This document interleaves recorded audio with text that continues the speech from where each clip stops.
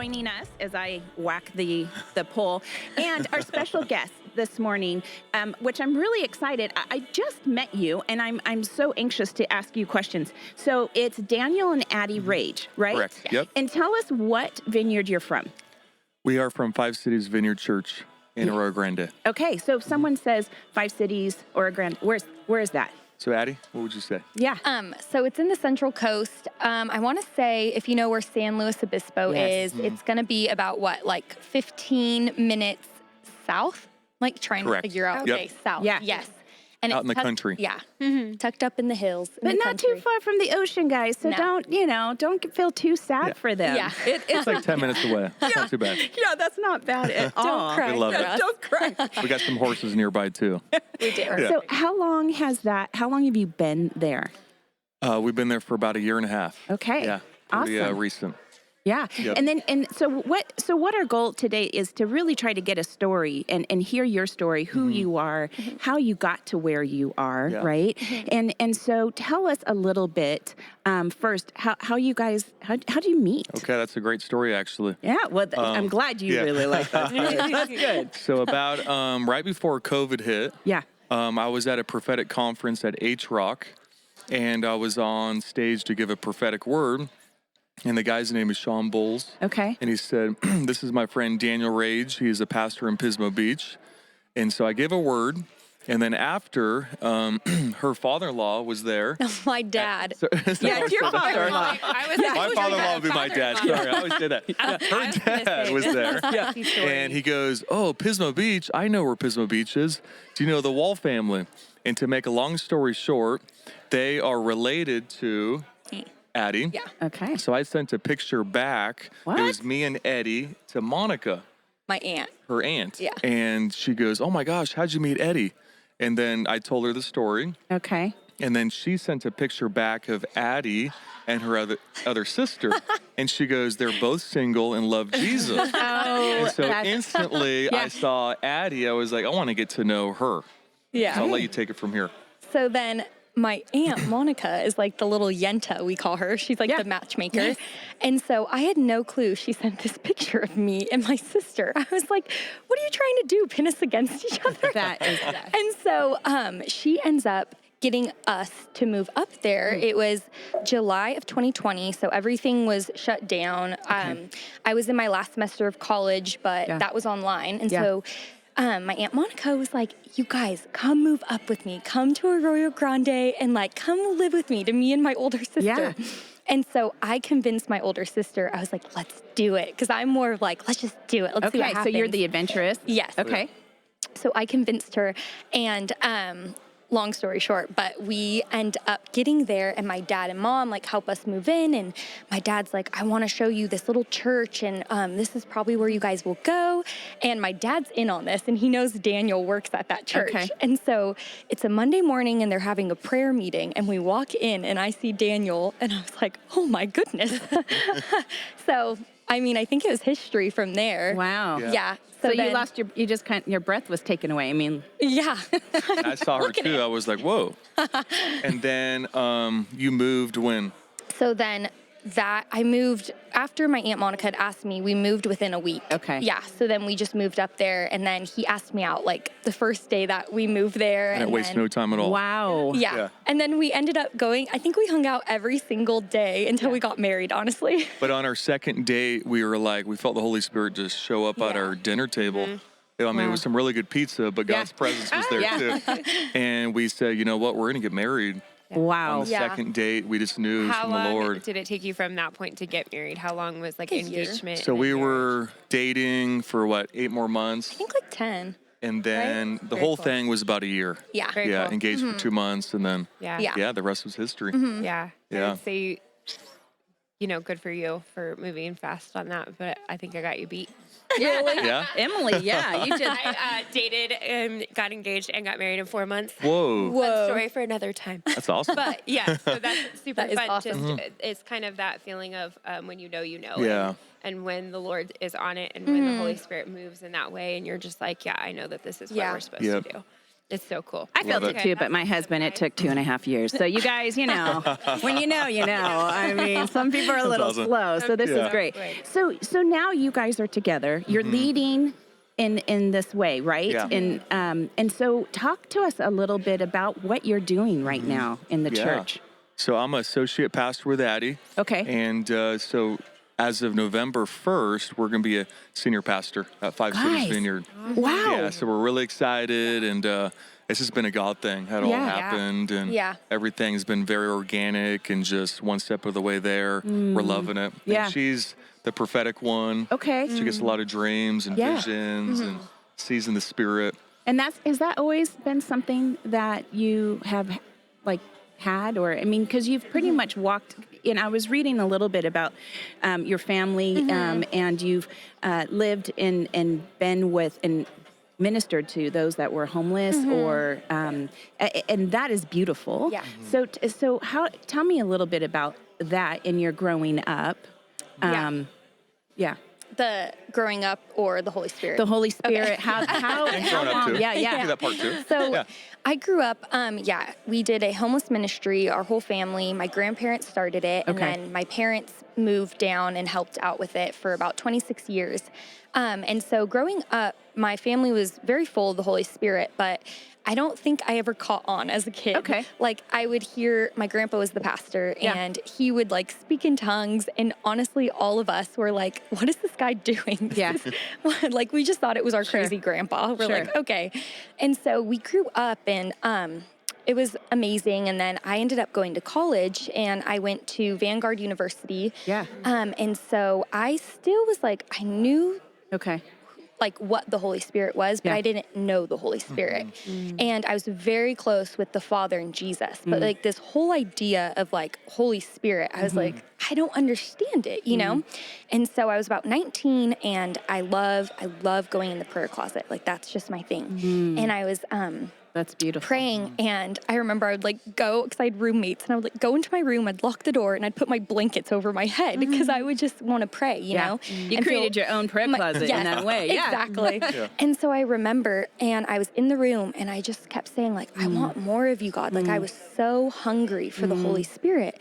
And I'm in my room, and I'm just saying, I want more of you, God, more of you, God. And I just start speaking in tongues. And I had no idea what was happening to me. I was I couldn't stop, and I was bawling and just speaking in my prayer language. And I was like, what is happening?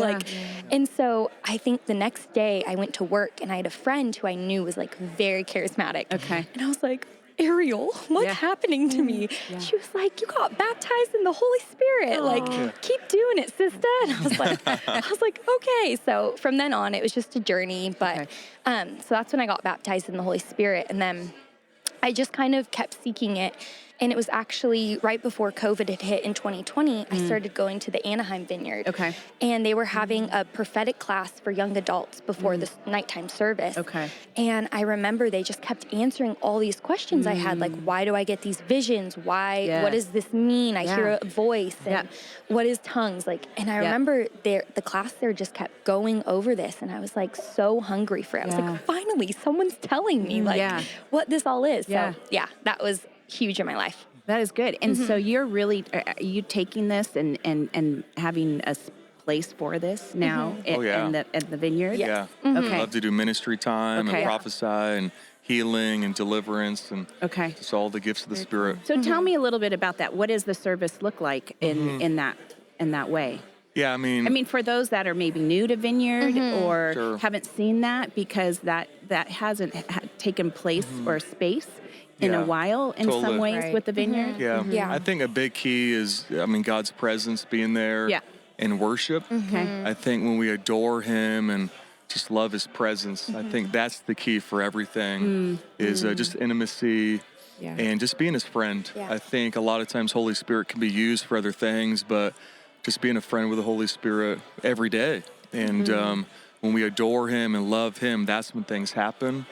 But, Jesus, He's moved by compassion. And so that compassion for others, that's the key. And I love prophecy, but we got to make sure it's friendship first, and then the gifts flow out of friendship. And so that's something that we're just really passionate about. So worship and the message, but then allowing ministry time. But we all get to play. It's not just the pastor on stage, but if you just got born again, hey, you're on. Get ready. Yeah. Okay. I love that because you hear people like with your experience and stuff, and sometimes there's people that they're like, I don't experience that. Like, what does that mean for me? Or they start asking like, oh, does this mean I'm not really like in, or stuff like that. So when you lead with what you just said of like everyone gets to play, it's not just the select few or whatever, and you have to do this part first. And to really even get into where that can go, you have to experience this first. So that's very cool. It's very encouraging. Yep. Yeah. So what do you have coming up next, and what's big? I mean, obviously taking lead. That's big. Yeah. How do you guys feel about that? What are you thinking? Yeah, that's a good question. Okay. We're really excited about the support team around us. We're very thankful. It's not just us doing everything. We have a really good leadership team around us and family. And just support team. There's, people have been there for 20 years, and they're just with us. They're planted. They're not going anywhere. And so we're very thankful for, it feels like a generation. It's the younger and older generation together. It's not just one or the other. It feels like a big family of grandkids to grandpas to single, everyone. And so that's what makes it exciting. Okay. It's just an amazing balance of all sorts of people. Yeah. No, that's really great. That just even to have people around you to support you, it's not easy being lead. But but at the same time, it's a beautiful thing, and I'm really excited for the two of you in this new season. Thank you. I mean, honestly, that is so cool. We're really excited, and it's fun because for me, I grew up very conservative. So it was all about read the Bible, don't sin, don't cuss, and then wait till marriage. And so I did that. But when I was 20, that's when I had my radical encounter with the Holy Spirit, where I got really inebriated, intoxicated in His presence for 5 hours. And I didn't know I can do that. I didn't know that was allowed. So when you drink from the wine of His presence, that's what changes everything. So we need the Word, but we need an encounter. We need the Holy Spirit to really inebriate us and get us, like in Pentecost, get intoxicated on His presence. So where were you in that moment? Where were you at a retreat? How did that happen? Was it just you and God on your own? What? That's a good question. So I was actually going to San Diego at school there called Point Loma. And I started learning about the Holy Spirit. It's an ugly school. It has, again, it was right on the ocean. Beautiful. That's why I went there, actually. And then me and my friends, we were just going after the Holy Spirit, after the gifts and just knowing the Holy Spirit. And then, so anyways, we just went on a long drive to this conference. And I said, God, whatever you do, mark my life. I don't care what it looks like, just mark me. And so after this conference, I went to my car, and it wasn't inside the church. It was when I went to the parking lot. I prayed for my friend, and I said, more, Lord. I said, more. And the Holy Spirit just crashed in on me so strong. So you're praying for your friends. Exactly. Yeah. And then right when that happens, I got instantly just intoxicated on His presence. Where it had an inward groan of just going, whoa, like that, like when you're on a roller coaster and you're going down, you're so excited. All you know what to do is just scream for just joy. But it was so much I couldn't drive my car. And it was just pure joy from the Lord. And it was about four and a half hours of this encounter. And, I was sore for a week after. Really? Because it was so strong. Yeah. And the majority of the time, it's a physical thing. I've talked to a couple people here on this conference. When certain things have happened in ministry time, your body you're physically tired, even though it's a soul thing. But it is weird. It's all of us, I know. right? I don't even know if it's appropriate to say, but I've totally called it a Holy Spirit hangover. I'm I just have a Holy Spirit just said hangover. intoxicated. It's great. It's Pentecost. And then you're like, okay, now what do I do? You're like, what's next now? Exactly. I just encountered this, and now I'm really kind of tired. But then after the tired wears off, you're like, all right, Lord, now what? I know. Are we doing that again? Or what's next for what we got going on? So then you kind of have to wade through that and okay. And that's what happened for me after the encounter, because during the encounter I was just saying more for a long time. But after, I'm getting my degree in accounting. I'm not going to do ministry. I was going to do accounting. Really? That's what I was going after. You were? I didn't want to do ministry. That wasn't it was numbers, sitting at a desk. I hated public speaking. That was my greatest fear. Get out. So that was my last thing I ever want to do. Oh my I have goodness. this radical encounter with the Holy Spirit. I'm going back to accounting class. I'm trying to do numbers, but I'm getting these words for people. Oh my goodness. I feel like my right shoulder, I'd be in the cafe, and my left back. Yeah. And then my left, whatever ankle. I didn't know what it was. I had no grid for it. Yeah. But I talked to a vineyard pastor, actually Billy Mentor, because those are words of knowledge for healing. Yeah. So you got to start praying for them. Yeah. So I started praying for random people. Some got healed, some didn't, but it was happening. And so that the gifts of the Spirit got opened up after that encounter. Wow. So it's not just for the moment, it's for your lifetime too. Yeah. And he does that. Yeah. That So is- it's really exciting. Yeah. Yeah. Can I just ask one question before we probably need to wrap up? You guys, what would you say for someone that is saying, how do I want more? How do I do that? Yeah. Like I'm all getting emotional. It's a beautiful thing to experience. And once you've kind of tasted it and experience, what would you say to those that are watching today? Yeah. Like what's that for them and to experience it? I'll let Addie talk because I've been talking a lot. You got it.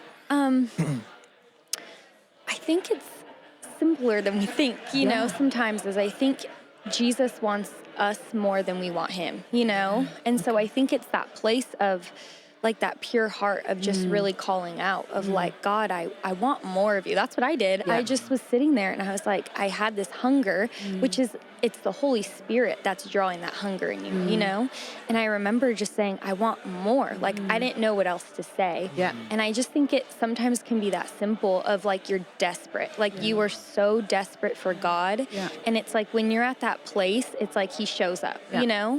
And sometimes he doesn't show up like we think, but he shows up. Like he's there. He never leaves. He's never away from you, And so I think if people want more, it's like just to have that heart posture and to call out like God, I need more. Jesus, I need more. Holy Spirit, like I don't know, call them whatever, whatever. Father, Son, Holy Spirit. They're all, Just say I want more. It's that desperation for him. I think when you have that, like he comes and answers because that's what he wants, And so I don't know if that answered the question. No, it definitely good. did. Just being that, having that open hand posture of just, all right, this I will take what you're willing to give, and I want this. Yeah. Just let it be, and it's as simple as that. And it may not be what you think it's going to be. Exactly. It may not be this big thing, but it may just be what you need and what God was wanting to give you. Definitely. Yeah, Stuff like that. exactly. Very cool. That's good. So we have one last question for you, and we'd like to know how you each take your coffee. Oh, important question. It's a really good question. This is a great question. Especially because it's so early. Tell us. Right? Yeah. I actually drink it black, just straight black, like whatever. I don't even care. I'm not picky. You could take me to like a diner and I'll drink black coffee. You can't taste the difference in, I in the can't. coffee. Okay. No, Okay. I love it. For some reason, it's so good to me. And I've like tried putting milk, and every time I'm like, just give me the black coffee. Yeah. So Awesome. I like Mike calls it St. Arbucks, but I like a little half and half. Okay. I like to do the pour over too. Oh yeah, I'm a you little do like picky. that. I like a little craft coffee. Yeah. All right. But I love my coffee for Takes sure. a little long though. Very cool. Yeah. Time Yeah, consuming that I know. pour over. Yeah. But a little half and half is good. Good. Yeah. Thank you for joining us this morning and Thank you. for joining us this weekend. Appreciate it. Yeah. Yeah, And, it's been fun. and thank you, online viewers. Thank you for hopping on and joining us with these online conversations.